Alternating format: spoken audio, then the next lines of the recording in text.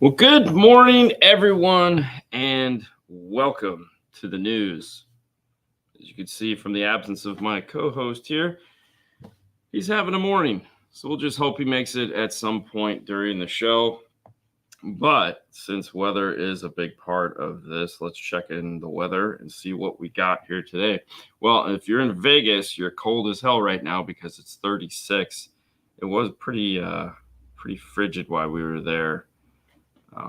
Which was kind of nice. Today, we're looking at 60, a high of 72. Yesterday, I can tell you it warmed up a lot. So we'll see what happens. It was about 80 yesterday, so 72 is a little colder. But let's run it through and see what everyone is up to. Good morning. How are you? Kentucky checking in. Cargill checking in. It's what it is.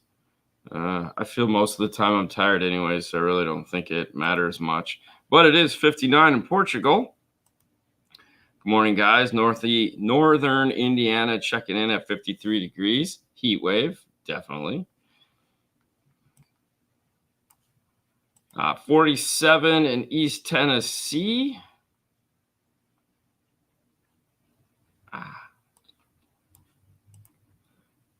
Good morning. San Diego checking in at 45. 37 and clear from the Pacific Northwest. Missed you guys last Friday for sure. Yeah, so last Friday was the beginning of the first day of Knowledge Fest, and it was an early morning. Oh yeah, so we had to go to a rep meeting because I had a 10-minute thing I had to do there where I had to talk to the group. No big deal, but I had to sit around for 2 or 3 hours before I could do that. Fernando went over and started setting up the booth because there's a whole floor that you have to put down and all this other craziness, and so he knocked it out there. 41 and cloudy in North Carolina. Long weekend. Who's ready for the Super Bowl? That's all I got to say. So one game out of the year I actually look forward to. I'm pretty excited. And apparently Fang found the Vulcan live long and prosper emoji. And that's awesome. Truly is. Must have missed the memo on a news day. Totally news today, but there wasn't any news last Friday. And then we got, good morning, SoCal checking in at 45. 41, and I was on the other channel. We watch both channels. It's okay. If it doesn't matter what channel you're on, it'll automatically populate the information here. So you can watch it on whatever channel. You can watch it on Facebook. You can watch it on Dean and Fernando's Car Stereo Clips, or you can watch it on the main 5-star page. It will all show up on this. So it doesn't matter. Wherever you're used to watching it, go ahead and watch it. Corvette weather means no snow on the ground, no salt, and no Fernando. I don't know. I sent him home early yesterday because he wasn't feeling too good, and of course he doesn't know how to use his phone. He's like the worst at returning text messages. And it's so weird because like everyone always has he wears the watch, he has the phone all day long. He's looking at this crap. I text him, nothing. I get it. Late because he wants coffee. If I'm guessing, he's probably in bed still sleeping. I'm jealous of your temps, Dean. I mean, let me see how jealous you are in August and July, and then you might change your mind. Yeah, jet lag. Yep. 42 in Missouri. Hello from Sweden. 67 in Weston. Very nice. Pizza. Dave, good morning from Vermont. 33 and overcast. Ow. Good morning from Springfield, Massachusetts. Checking in at 39. So we'll be in Atlantic City at some point this year, which is the closest we're going to get to Springfield. It'll be interesting. I'm looking forward to it. Apparently we have to rent a car because to get from the airport to the hotel is like an hour and 15 minutes. So I'm just going to rent a car because I don't even want to imagine what that Uber bill will be. And to be honest with you, even if there is a shuttle, it's not worth the wait because then on the way back, you got to deal with all that crap. You're excited because football is over. No, I mean, it really doesn't affect my life much because I really don't care. But what I like about the Super Bowl is that most normal people get involved in it somehow. And so like they play commercials that I enjoy. So I'm one of those guys. Yes, I watch it for the halftime show. I watch it for the commercials. And the show is on. The football game, it is a show, is on. And I'm looking for those fantastic moments that happen in the Super Bowl. You know, it's just like, holy crap, we can't believe that just happened. Because it never fails. They always want to spit statistics during the Super Bowl of like, this has only happened once, or this is the first time this has happened, or blah, blah, blah, blah, blah. So that's always exciting. 14 degrees in Sweden. That's all you, bro. Lake Mary checking in at 60. There is no wrong channel. It's all good. All right, let's move on. Kicker discontinued the Goldsters. Why? Never told anyone. I have no idea. It was supposed to be a limited release. So, the year is over. So I could see it going away. Good morning. Or they just had a hard time getting it. It's not even worth trying to figure it out.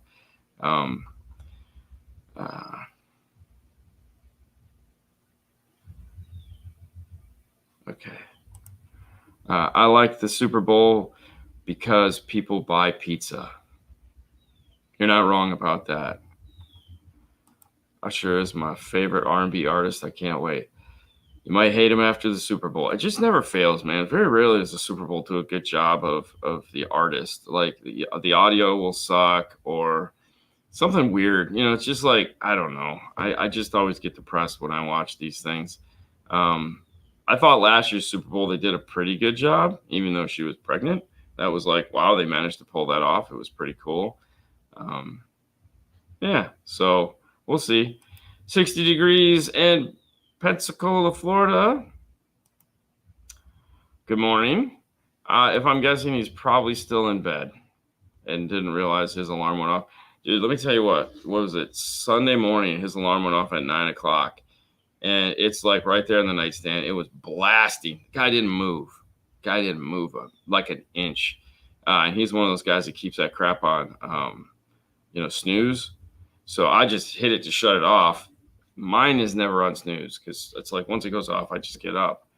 But man, 10 minutes or 9 minutes later, whatever the stupid snooze thing is, started blasting again. Didn't move. I'm like, seriously, dude? Oh, what happened? Okay, that was weird. Good morning from Trinidad. What is up? Good morning from Cali. So if you missed the opening throw, I did send him home early yesterday because he didn't feel good, and we were done. So I let him dip out at like 2:30. Later today we'll go on Instagram and we'll show a live body unless he just decides to stay home today without calling to let me know he didn't want to come in. So either way. Okay, so for those of you guys that are new to the news channel, this channel is just specifically about news. We do not answer any of the car audio questions that our two other live shows do. So Monday night as well as tomorrow night at 5 o'clock, we will take all your car audio questions, or you can ask those on Instagram. This show is exclusively for weather and news. So no opinions, none of that fun stuff. So just FYI. My alarm clock plays reveille on my speakers and flashes my bedroom lights. No sleeping through that. Yeah, I get it. All right, so let's get on with the news. First and foremost, let's turn this on. The news we're going to bring to you this morning, we steal from the fine folks over at CE Outlook. If you're interested in more of the stories that we talk about or digging deeper into them, there are links in the description. As well, you can just head over to ceoutlook.com, but why bother? But you can, if you like, and click on the links. There are more stories there that just don't make it into it because we don't think you guys are interested in them, or I can't put a weird spin on it. So if you're interested, thank you, CE Outlook. All right, let's get on with the news. There, of course, is going to be some new product news, which I am super excited about. Here we go. Hertz shipped first entry-level amplifiers. So this is pretty cool. So basically what we got is we got a mono, we got a couple 4 channels, we got a big mono. They're going to 500 watt guy is going to start at $249. Various price points all across the board. This is a first for them.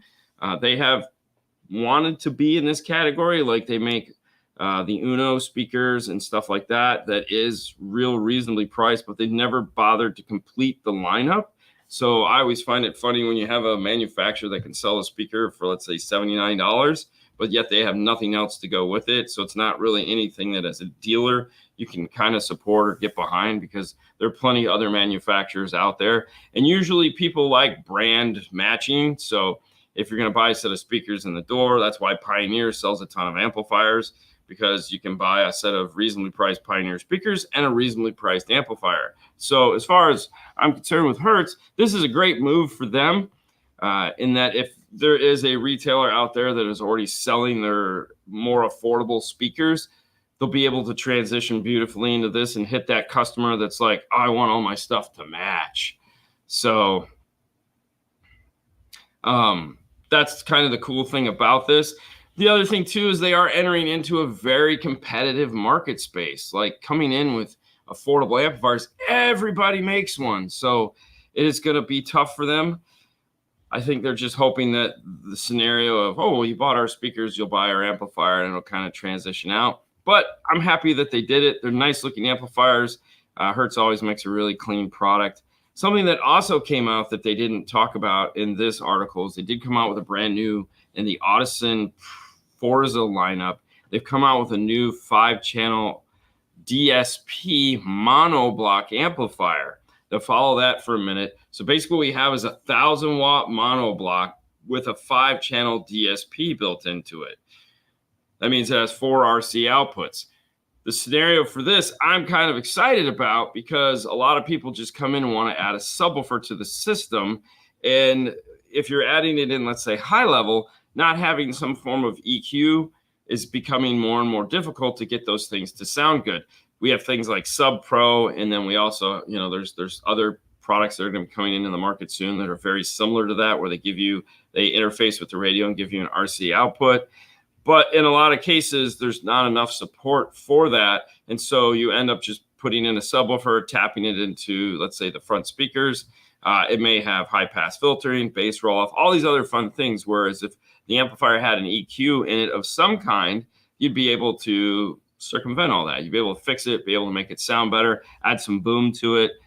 So this product, even though it still has 4 more channels of DSP, which adds for future growth, so you're not just stunted buying one single amplifier and you're not be able to do anything with it, having a DSP of some kind in it that allows us to manipulate that subwoofer sound, I feel is really cool. Now, as far as whether it's priced reasonably or not, that's to be seen. However, I'm hoping that more and more manufacturers realize that something more than a knob on the side of the amplifier that adds some boom to it is required. Maybe plugging in some form of an app or something like that that allows us to add some equalization to the sub amplifier. And or someone comes out with like a 2-channel high level to low level adapter with, let's say, 3 or 4 band DSP built into it. There again, cost effectiveness is always going to be the problem, but I'm pretty excited that Electromedia is moving forward with products like this that we kind of want. So that's kind of cool. Yeah, it is. Like, right? I mean, who isn't going to need that? All right. So moving on to the next story. This is one we talked about earlier this year, late last year, whatever. Alpine is coming out with some preloaded subwoofer enclosures that have LEDs. Alpine has been making preloaded subwoofer enclosures for a very, very, very long time, as long as I can remember. However, this is something that okay. So I was talking with SideJag. I was talking with one of my manufacturing friends, and they sell preloaded enclosures in their lineup, and they were looking at the sales for them. And preloaded enclosures are starting to almost take over regular standalone subs, because more and more people are just wanting to buy it done and not have to deal with it. So yeah, I think you're going to see, and I know, so for example, Audio Control just came out with preloaded enclosures. Up front, we have to review some Diamond Audio preloaded enclosures. I'm sure we'll get to review the Audio Control at some point, but more and more manufacturers are making preloaded enclosures. Scar is making tons of preloaded enclosures. They're, again, very consumer facing, they sell tons of them. So This is neat. Now, the downside to this is it does have LEDs that you can control through the ILX 670, which is the replacement for the 650. The downside to this is that it is specifically designed to only work with Alpine, meaning everyone uses RGB. It's all universal. Everyone laughs because your controller controls my controller. But no, Alpine decided that they weren't going to do that. So theirs is a standalone piece. So you can't use their system to control anybody else's RGB. I think this is a failure big time because this is a standard that already exists. Like everyone is playing fine in this arena. I mean, you buy a boat system, everybody uses the same 4 wires. Everyone works the same. And then Alpine has to go and do a move like this that separates themselves and, oh, no, our stuff won't work with other people. I mean, how stupid is that? That's all I have to say. I remember when the Bandpacks box came out, Neon installed, everything comes back around. Oh, of course. I mean, let's be honest. You know, Spandex left for a while, too. We're all happy they're here now, right? But do you open preloaded closures to make sure the speaker wires are wrapped and won't rattle inside the box? No.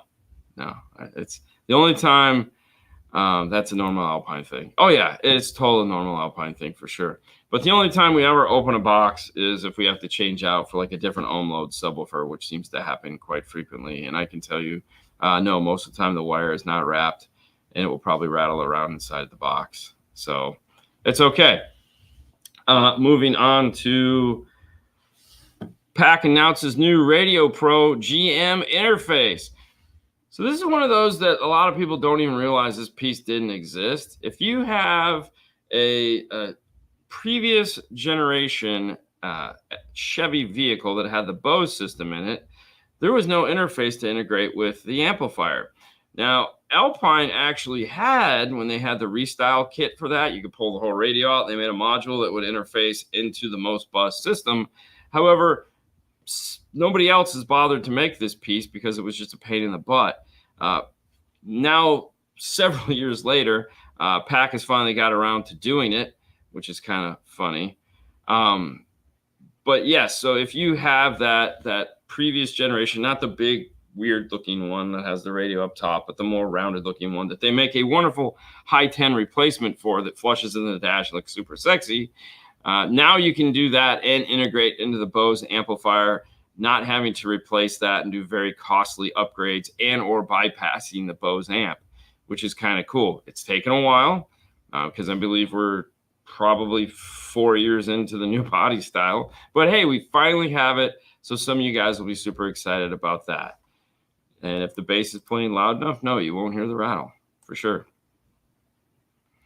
Yes, a Kicker Solo X loaded enclosure. I wish. You know, they had talked about doing that. I'm surprised they haven't, but that might be just like a COVID get caught up things. So, and then Metra has a solution also. I used it yesterday. And there you go. So now 4 years later, everyone's rocking and rolling. Orca launches 3D program for printing speakers. So as we all know, universal plug and play is kind of like the new hotness. Everyone loves it. Focal, which is one of Orca's companies, does Focal inside. We talk about Powerbase, making plug and play speakers. Memphis also offers some plug and play speakers.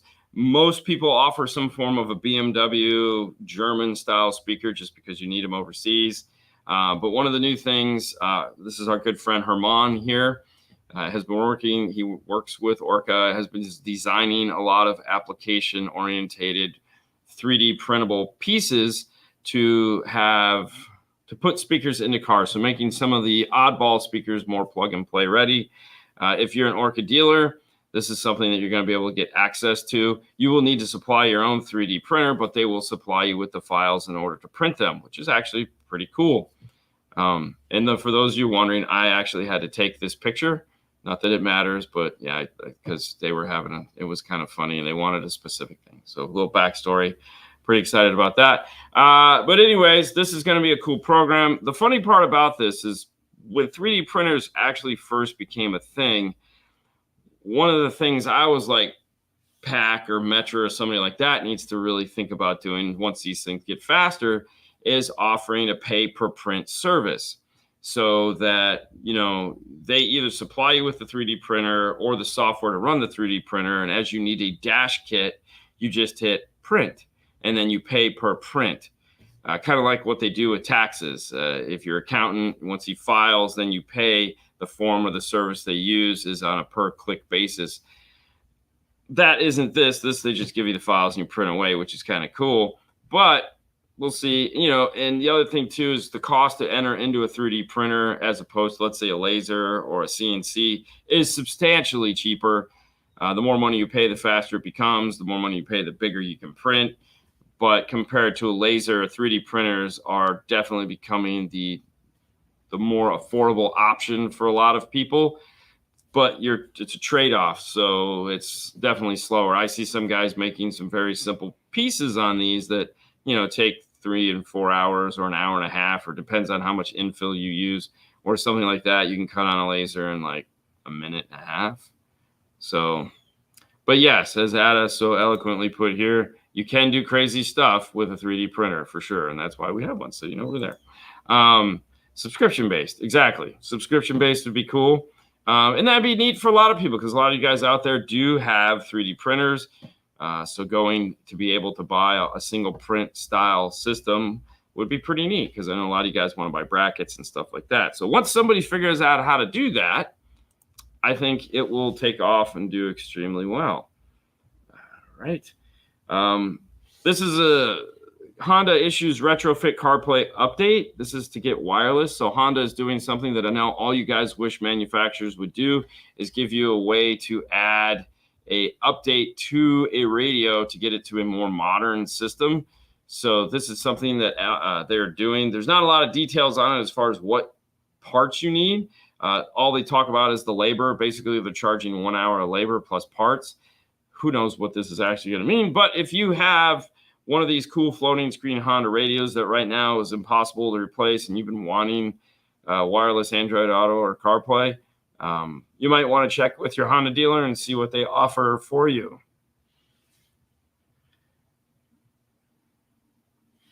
I don't know if it's genius, but that's what these guys pay me for. So hopefully somebody will figure it out. Yeah, I get it. Also moving in. So for those of you that are older gentlemen like myself, you remember the company called AudioVox, and we all laughed when we said that. AudioVox has turned into Vox, and Vox is, believe it or not, one of the biggest car upfitters in the face of the earth right now. They make tons of stuff for everyone. If you have drop down or in-seat headrest entertainment, more than likely it came from Vox. They own pretty much all the alarm manufacturers, and they do a ton of other stuff aside from that. They have cameras, security, you name it, these guys are into it.